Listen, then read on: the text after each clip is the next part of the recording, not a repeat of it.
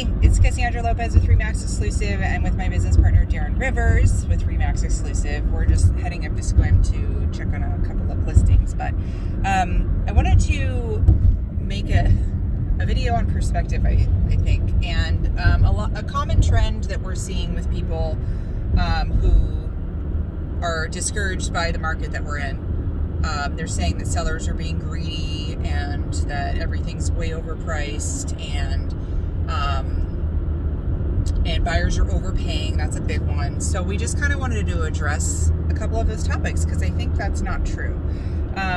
So when a listing broker does market analysis for a potential listing for a homeowner's property, we get information on closed sales. They're called comparables, and that's, hard data that's in the MLS that we have access to.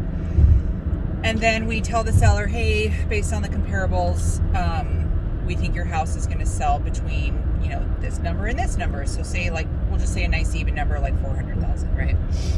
And so the seller puts their house on the market for 400,000. Okay, the seller would be happy with that because that's what the data supports.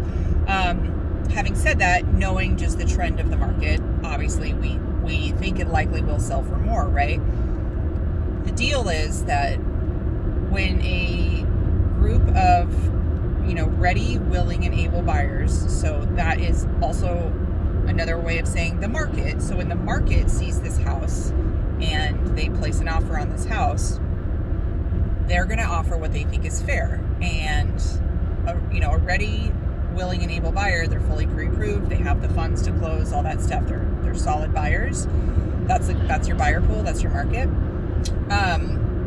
They're going to decide for themselves how much they want to pay for that house. So say the house is priced at 400, and they'll say, well, I'll pay 450. And the next buyer says, well, I'll pay 475. And the next buyer says, well, I'll pay 500, and I'll throw in $50,000 appraisal coverage. So not only am I willing to pay $100,000 over list price, but I'm willing to contribute $500,000 if the $50,000 if the appraisal comes in low. So those are terms that the buyer sets. The seller's just sitting back watching all this happen. The seller doesn't have any role in that whatsoever.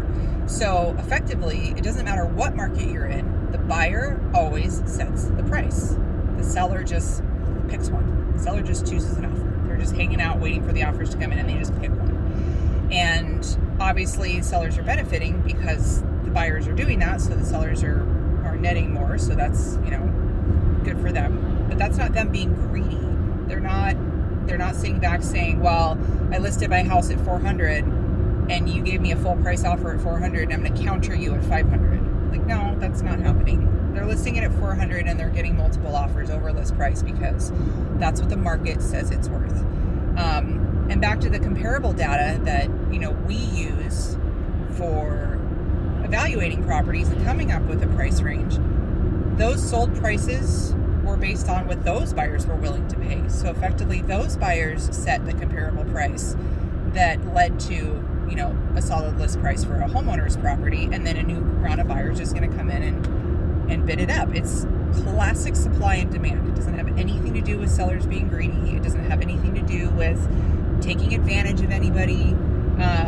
If a buyer is willing to pay $100,000 over list price, then that's what they're willing to pay. They're not overpaying. They're willing to pay that. They would be overpaying if they weren't willing to pay that and they did. And then we'd be having a whole different conversation because I don't even know what that would look like. But